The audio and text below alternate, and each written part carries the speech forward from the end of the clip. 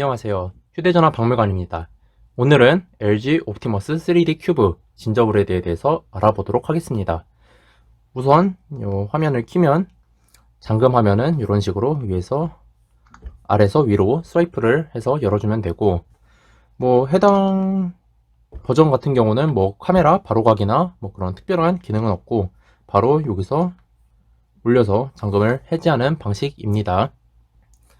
만약 부재중 전화나 메시지가 있으면은 이런 식으로 잠금 화면에서 이렇게 뜨기도 합니다. 그래서 이거를 이렇게 밑으로 내리면 바로 번호나 메시지를 확인을 할 수 있습니다. 해당 모델 같은 경우는 TI OMAP 4430이 들어가 있습니다. 이거는 1.2GHz 듀얼 코어고 1GB 램, 그리고 16GB의 저장 용량, 그리고 4.3인치 480에 800 무안경 3D LCD 화면을 가지고 있습니다. 이렇게 돼 있고, 우선 요 홈 화면을 보면 홈 화면에는 최대 1, 2, 3 해가지고 이렇게 7페이지까지 설정이 가능하고, 원치 않으면은 이런 식으로 삭제를 할 수 있습니다. 이렇게 여기서 메뉴 키를 누르면은 요 추가가 가능한데, 추가를 하면은 기본적인 안드로이드의 위젯 추가나 아니면은 바로가기 추가, 그리고 폴더를 추가를 한다거나 아니면 배경화면을 여기서 바로 바꿀 수가 있습니다. 그리고 여기 테마를 가면은 LG에서 기본으로 옵티머스 테마, 그리고 3D 큐브에만 있는 걸로 알고 있는 큐브 테마, 그리고 스페이스 테마, 그리고 플레이 월드 테마가 있고, 저는 개인적으로 요 3D 큐브 테마 말고는 다 별로라고 생각을 합니다. 이게 이거 영 제 취향은 아니고, 여기 기본 옵티머스 테마도 진저브레드에서는 좀 저는 별로이지 않나 싶습니다. 그래서 큐브 테마로 유지하도록 하고, 그리고 테마를 바꾸는데 한 세월이 걸리는군요. 그리고 저장 및 복원해서 이제 홈화면 레이아웃을 저장하고 그리고 다시 복원을 할 수 있고, 요 검색은 바로 구글 검색 기능이고, 그리고 여기서 바로 알림창을 내리는 기능, 그리고 바로 설정 바로가기가 있습니다.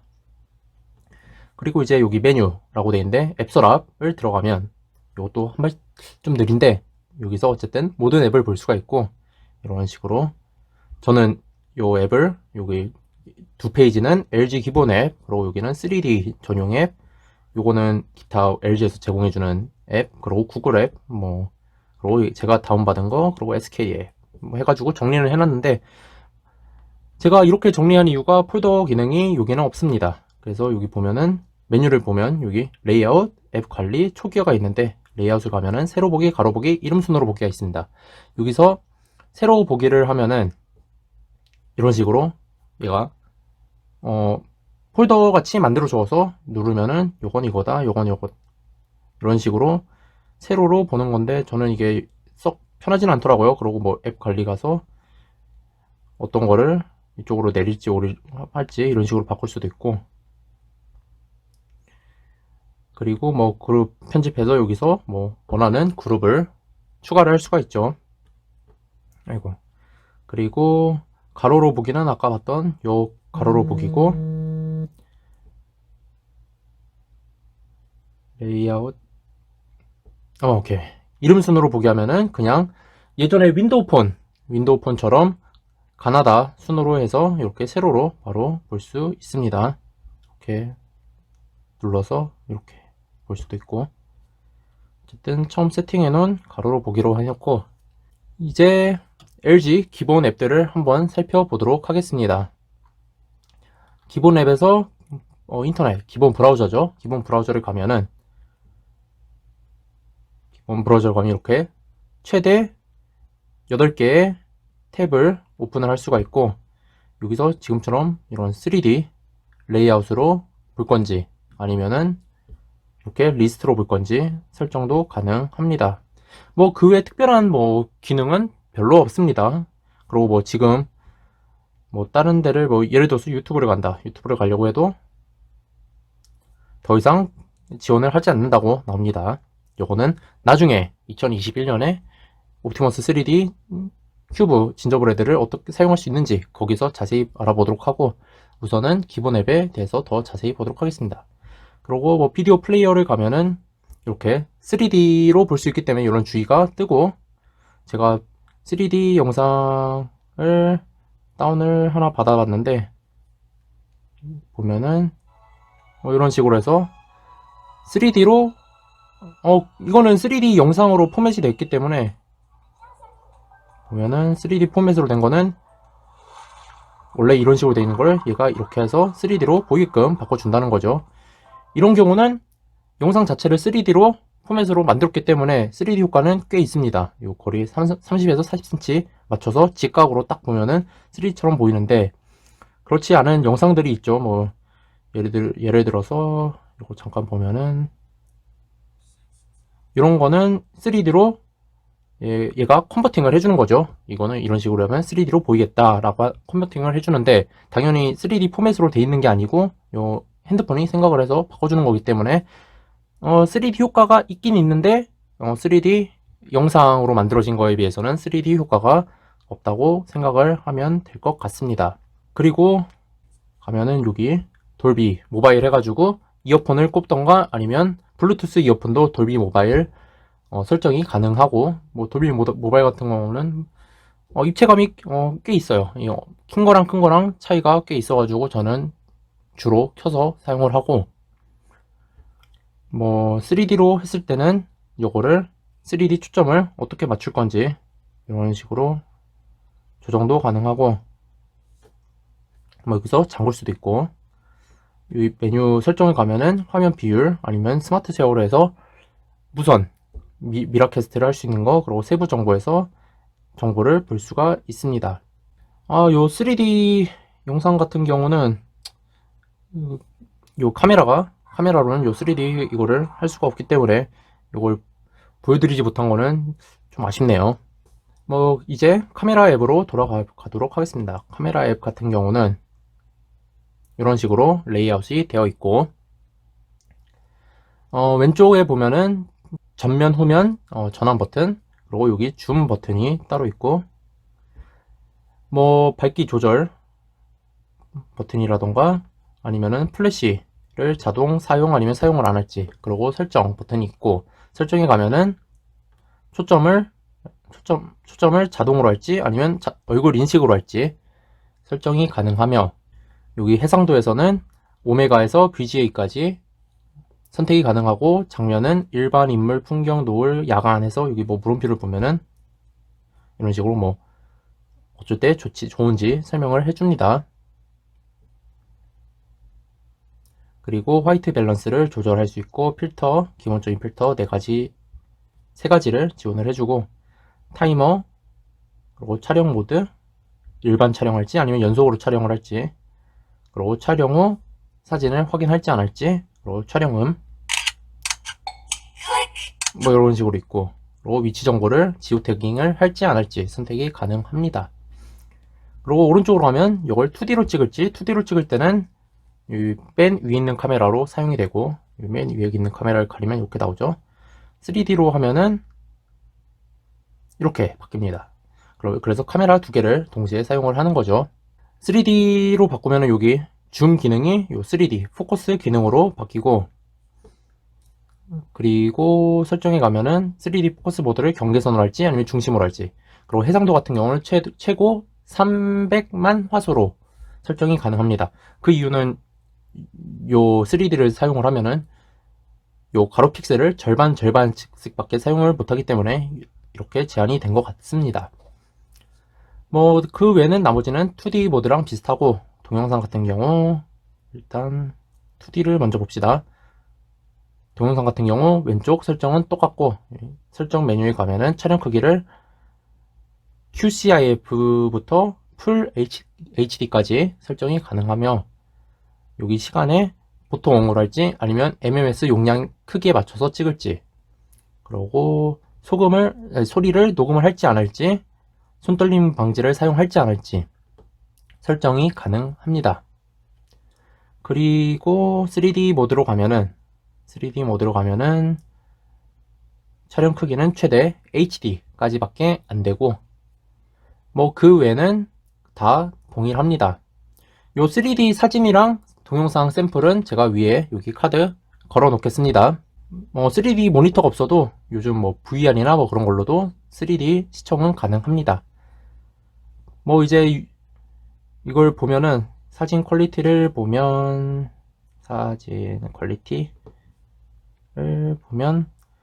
일단 요 카메라로 접사는 포기를 하셔야 될 것 같습니다. 접사를 제가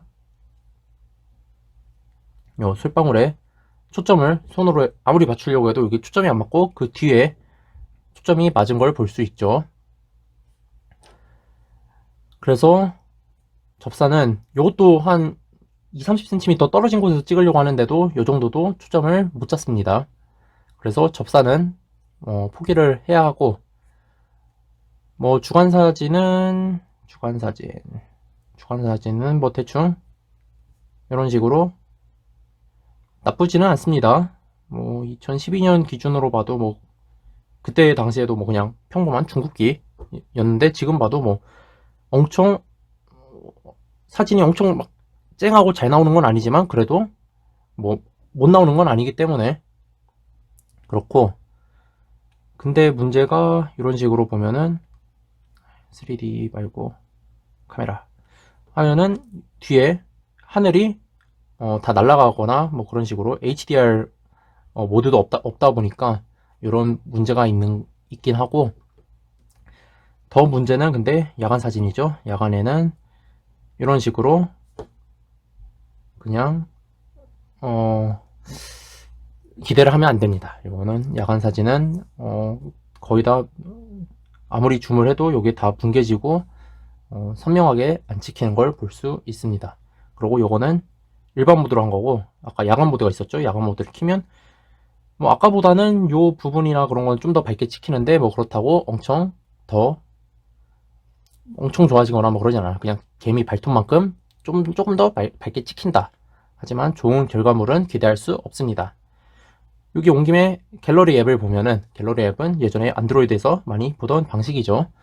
뭐 이렇게 해서 핀치 줌을 하면 최근 4개 사진을 뭐 이런 식으로 본다거나 하는 장난감 같은 기능도 있고, 여기 안에 들어가면은 그냥 이렇게 그리드로 볼지 아니면 날짜별로 볼지. 근데 웃긴 건 날짜별로 가도 누르면은 다시 그리드로 바뀐다는 거죠. 그리고 썸네일을 누르고 여기 사진을 들어간다고 하면은 이게 엄청 오래 걸려요. 이게 세로로 해도 들어가고 열리는 데까지 요 시간이 한 1초 반 정도 걸리는데, 뭐 한두 번은 괜찮은데 뭐 사진을 이 사진이 맞나 하고 눌렀다가 보고 아니네 뒤로 가고, 또 이게 맞나 하고 눌렀다가 아니네 하고 뒤로 가고, 요 과정이 몇 번 하다 보면은 꽤 상당히 거슬립니다. 그리고 물론 요 갤러리에서도 일반 2D로 찍은 사진을 이렇게 3D로 변환은 가능한데, 요거 애초에 카메라 하나로 찍은 걸 3D로 컨버팅을 한 거다 보니까 처음부터 3D로 촬영한 거에 비하면은 3D 입체감은 많이 떨어진다고 볼 수 있습니다. 이제 노래 앱으로 가면, 음악 앱에 가면 이런 식으로 요게 뜨고, 그 현재 재생 목록이 뜨고, 여기서 뭐 셔플을 할 건지 아니면은 반복을 어떻게 할 건지, 그러고 돌비 모바일도 여기 있고,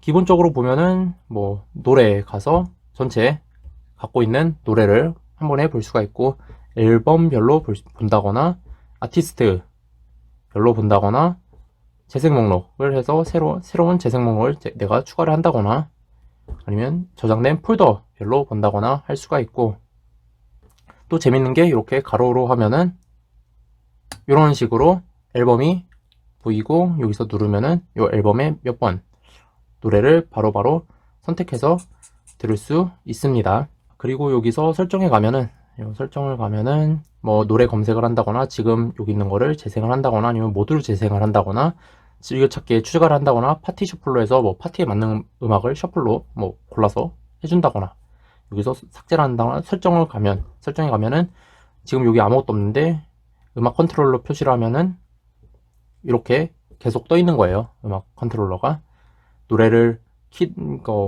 듣든 안 듣든 계속 켜져 있어서 저는 이거 꺼서 사용을 하고 있고, 뭐 자동 종료 설정해가지고 최대 2시간 후에 자동 종료가 되게끔 설정이 가능합니다.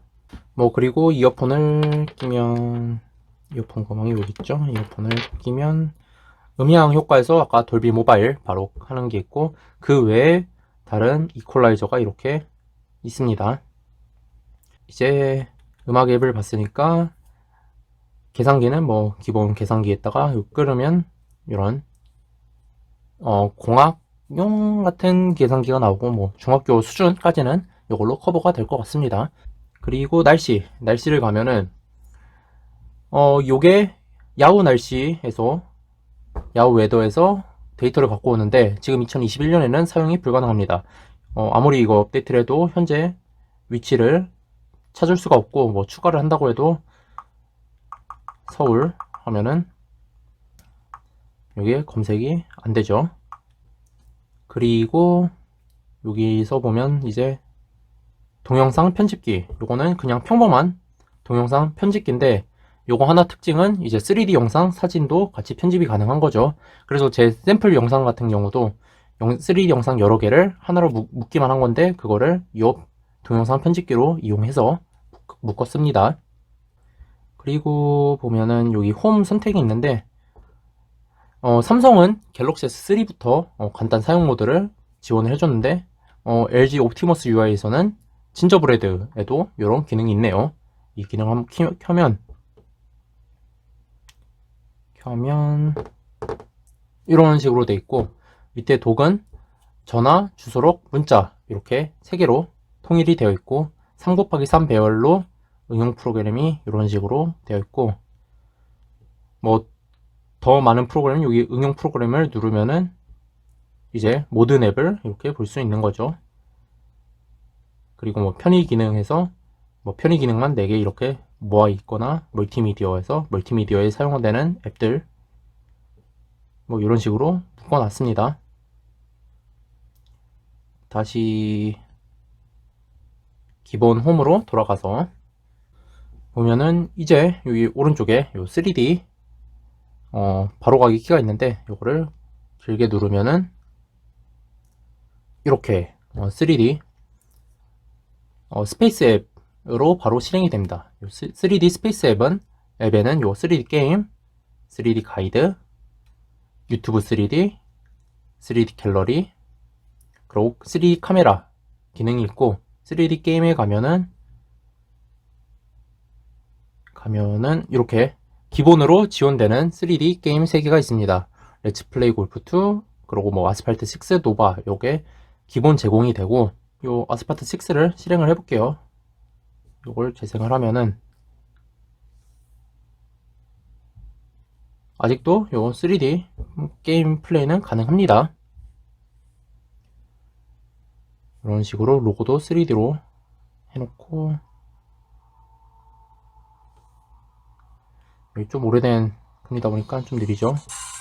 이렇게 하면은 그냥 평범한 아스팔트 6랑 똑같은데, 다른 거는 여기서 3D 정도를 얼마나 할지, 닌텐도 3D처럼 저런 버튼 있고, 옵션에 비디오에 3D 효과를 끄고 켜는 이런 옵션이 있습니다.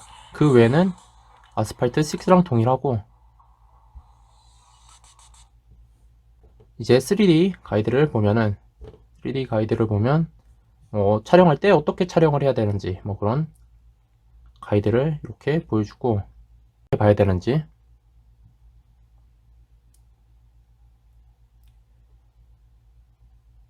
그리고 공유할 때는 어떤 식으로 공유가 되는지,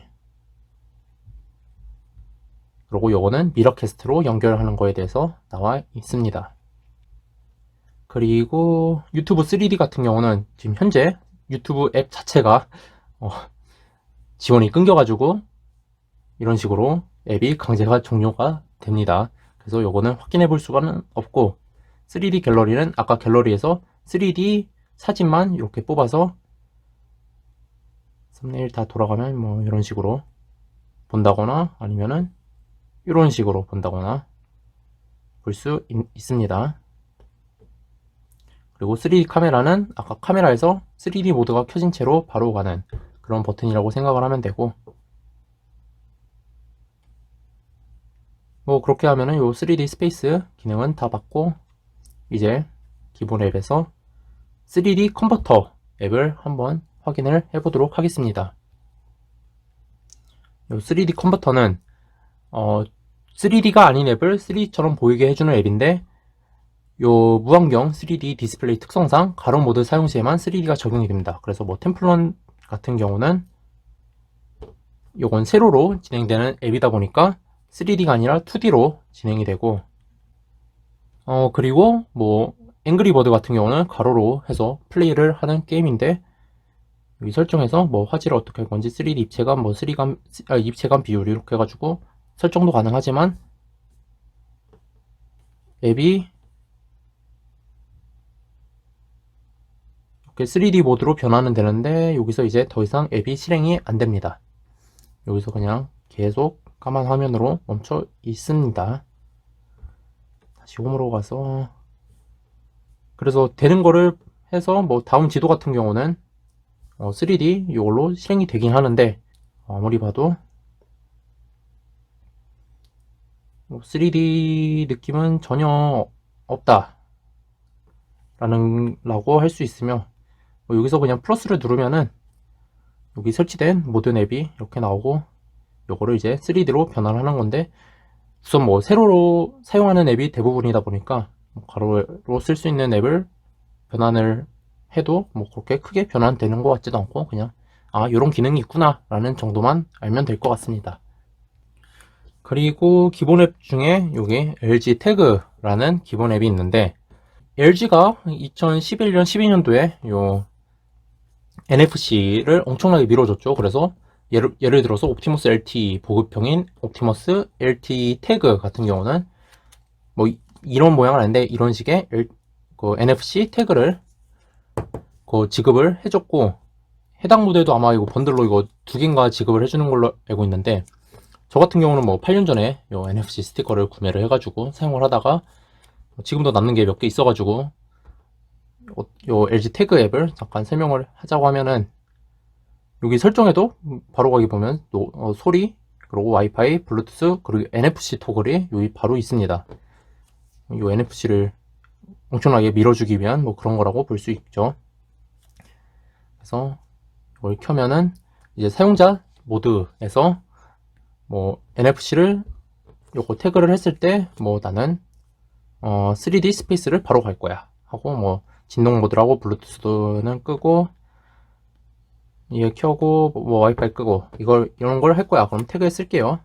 그러면 요거를 이렇게 해서 이런 식으로 태그에 저장이 되죠. 그러면은 아무 데서나 요거를 하면은 바로 이런 식으로 요 아까 설정한 그게 그런 기능을 바로 켜고 끄고 할 수 있는 건데, 저는 뭐 이런 태그 저도 뭐 외출할 때 눌러서 뭐 무음 진동 모드로 하고 뭐 그런 거 사용을 했었는데, 그냥 빅스비 루틴 사용하는 게 훨씬 편해요. 뭐 그리고 이제 기본적인 건 봤으니까 NFC 끄고 설정에 가면은 무선 네트워크에 가서 뭐 비행기 모드를 해제를 한다거나 와이파이 설정, 블루투스를 켜고 끄고 할 수 있고, 블루투스 설정, 그리고 핫스팟을 설정을 해줄 수 있고, 그리고 뭐 유니코드 적용을 한다거나 VPN 설정, 그리고 NFC 설정, 모바일 네트워크 설정까지 가능합니다. 뭐 여기서는 따로 볼 건 없죠. 통화 가면은 뭐 기본적인 통화 버튼이 있어가지고 뭐 홈키로 전화를 수신할지, 아니면은 기본 지역번호를 사용을 할지, 뭐 전화 거절 메시지를 기본 프리셋이 있거나 아니면 내가 다른 거를 추가를 할지, 뭐 그런 기능이 있고, 소리에 가면은 뭐 간단하게 소리 설정, 그리고 진동 크기, 그리고 각각 볼륨을 설정을 해주거나 전화벨 소리를 내가 원하는 걸로 바꿀 수도 있고 알림 소리도 바꿀 수 있고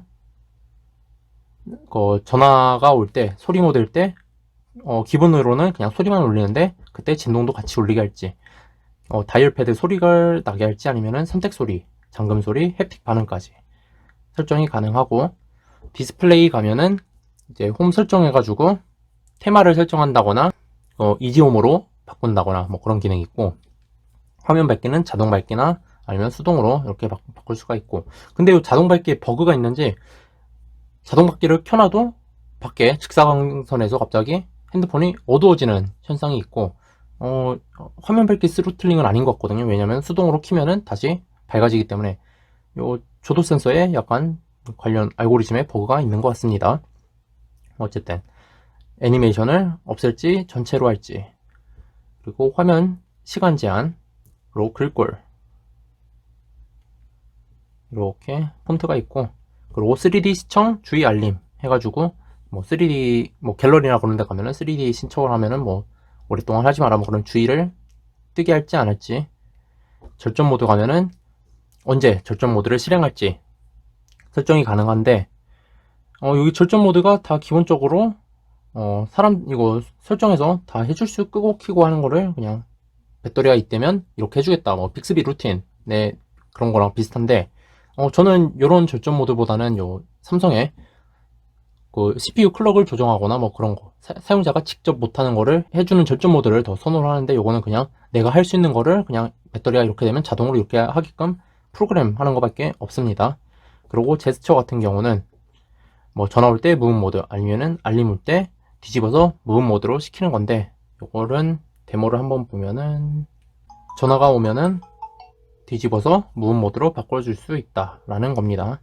그리고 뭐 장소 및 보안 가서 여기서는 GPS를 사용을 할지 아니면은 그 3G 와이파이로 위치 사용하는 것도 허용할지 안 할지 뭐 비밀번호를 잠금할지 화면 잠금할지 심카드 설정 그리고 뭐 비밀번호 입력할 때 요 키보드 조그마한 버블을 표시할지 안 할지 관리자 권한 설정 뭐 SD카드 설치 뭐 암호 설정 이런 보안 관련된 그런 것들이 있고 요 해당 모델 같은 경우는 GPS만 감지 사용이 가능하고 글로나스나 뭐 다른 위성 항법 장치는 인식되지 않습니다. 그리고 뭐 잠금 화면 가서 예를 들어서 뭐 패턴을 입력을 한다고 하면은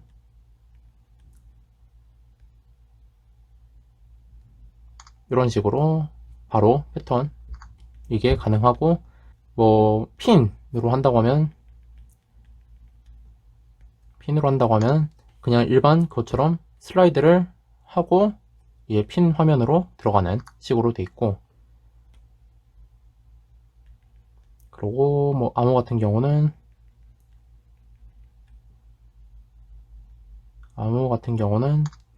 핀이랑 동일하게 밀어서 올린 다음에 암호를 입력을 하는 식으로 되어 있습니다. 그리고 잠금 화면에서 생각이 난 건데 예를 들어서 뭐 음악을 듣고 있다고 합시다. 음악을 듣고 있다고 하면은 어떤 잠금 화면이든 여기 위에 이렇게 조그맣게 떠가지고 일시정지한다거나 아니면 다음 곡으로 넘어간다거나 이런 기능도 있고 이제 애플리케이션 설정에 가면은 뭐 알 수 없는 소스에서 APK 파일을 했을 때 바로 그걸 설치를 할지 안 할지 이 설정 그리고 애플리케이션 관리해가지고 설치된 애플리케이션을 삭제를 할지 뭐 데이터를 지울지 캐시를 지울지 뭐 그런 설정 내장 메모리 전체 앱 그리고 실행 중인 앱을 볼 수가 있고 요 배터리 사용은 나중에 보도록 하고 개발 가면은 지금 흔히 개발자 모드라고 하는 게 여기 있습니다. 그래서 USB 디버깅, 뭐 켜진 상태로 유지, 모의 위치 허용 요 세 가지밖에 지금은 없는데 나중에 점점 버전이 많아지면 많아질수록 요 기능이 늘어나죠. 뭐 그리고 계정 및 동기화 가면은 이제 현재 있는 계정을 동기화를 할지 자동 동기화를 할지 안 할지 그리고 뭐 계정을 추가를 한다거나 계정을 삭제를 한다거나 할 수가 있고 그리고 개인정보 보호에서 내 데이터를 백업을 할지 아니면 자동 복원을 할지 아니면 초기화를 할지 설정이 가능하고 언어 및 키보드에서 언어를 한국어, 영어 둘 중 하나로 변경이 가능하고 아니면은 뭐 입력기에서 LG 입력기나 아니면 다른 앱을 다운받으면은 그걸로 변경을 한다거나 LG 입력기는 LG 키보드여서 천지인 키보드, 뭐 로커티 뭐 그런 식으로 바꿀 수가 있고, 뭐 소리나 진동, 그리고 뭐 대문자와 뭐 맞춤표 뭐 그런 거 있는데, 요 LG 키보드의 문제점이, 이 버전의 문제점이 여기서 요 밑에 있는 요 버튼인데, 요게 요거 키보드를 숨기는 버튼인데, 이게 왜 있는지, 보통 여기에 이동 아니면 완료 아니면 엔터 뭐 그런 게 있어가지고, 이거 치다가 여기 누르면 자동으로 키보드 내려가가지고 스트레스를 은근 많이 받습니다. 그래서 뭐 그거는 요 뒤로 가기로 키보드 내릴 수 있는데 왜 굳이 그걸 버튼을 또 만들었는지는 모르겠어요. 어쨌든 이제 음성 입력 출력하면은 요 TTS 설정을 해가지고 바꿀 수가 있고, 해서 뭐 음성 데이터를 설치를 하거나 뭐 그런 식으로 하거나, 아니면 음성 인식을 요 구글 음성 인식으로 해서 어떻게 할지. 그리고 접근성에 가면은 이렇게 접근성 설정이 가능하고, 연결하면은 요 USB 연결하는 게 나오는데, 요게 진저브레드에서는 컴퓨터 연결할 때 지금과 다르게 요걸 USB로, 대용량 저장량지 USB로 인식하게 해서 데이터를 복사하는 구조다 보니까, 컴퓨터랑 연결이 돼 있으면 음악, 사진 뭐 그런 거를 핸드폰에서 볼 수가 없고, 스크린샷도 당연히 촬영이 불가능합니다. 그래서 요게 아이스크림 샌드위치인가 허니콤에서도 바뀌었나, 뭐 핸드폰에서는 아이스크림 샌드위치 이후부터 MTP로 해가지고 바뀌었죠, 방식이. 그리고 날짜 및 시간, 여기서 날짜 형식을 바꾼다거나 24시간으로 바꿀지 아니면은 시간대를 내가 마음대로 변경도 가능합니다. 그리고 마지막으로 휴대폰 정보에 가면은 요거 LG 소프트웨어 업데이트 배터리 사용 가면은 배터리를 얼마나 사용했는지. 근데 여기 버그가 있는지, 배터리 사용을 보려고 하면 100%에서 보는 게 아니라 항상 90%에서 밖에 표시가 안 됩니다. 아무리 100%를 충전을 해도 100%에서 90%까지는 얼마나 소요가 됐는지 볼 수는 없고, 요 배터리 상태에 대해서 나와가지고 얘기하는데, 지금도 이게 또 바뀌었죠. 아까는 음성 통화가 100%인데 이런 식으로 요 배터리 앱 자체는 신뢰할 수 있는 정도가 전혀 제로다 보니까, 요 배터리 사용은 제가 직접 알림을 맞춰놔가지고 일일이 노가다 해가지고 몇 분에 몇 프로였는지 그걸 일일이 측정을 했는데, 요거 사용을 하면은 일단 요 배터리가 오래되었고, 뭐 그래서 빨리 닳는 거는 어쩔 수 없는데, 요 3D 콘텐츠를 이용하면 진짜 말 그대로 배터리가 녹아내려요. 그리고 화면을 키면은 당연히 배터리 소모가 빠른데, 껐을 때에 비해서 엄청나게 빨라요. 그래서 화면 켜짐 하루에 뭐 한 1시간 반 정도 가면은 잘 갔다라고 생각을 해야 돼서, 항상 보조 배터리는 항상 들고 다녀야 됩니다, 지금 사용하려면. 뭐 그러고 요 모델 같은 경우는 요 3D 지원을 해야 되다 보니까 안드로이드를 엄청나게 파괴적으로 한 거죠, LG에서. 그래서 안 돌아가는 앱, 게임, 특히 게임 앱이 많다고 하는데, 알려진 정보만 해도 뭐 컴투스, 프로야구 매니저, 뭐 냥코 대전쟁, 뭐 그리고 클래시 오브 클랜 등이 있다고 하고, 제가 깔아본 것 중에 템플런2 같은 경우는 요것도 이렇게 안 들어가고 이렇게 튕기는 걸 볼 수가 있습니다.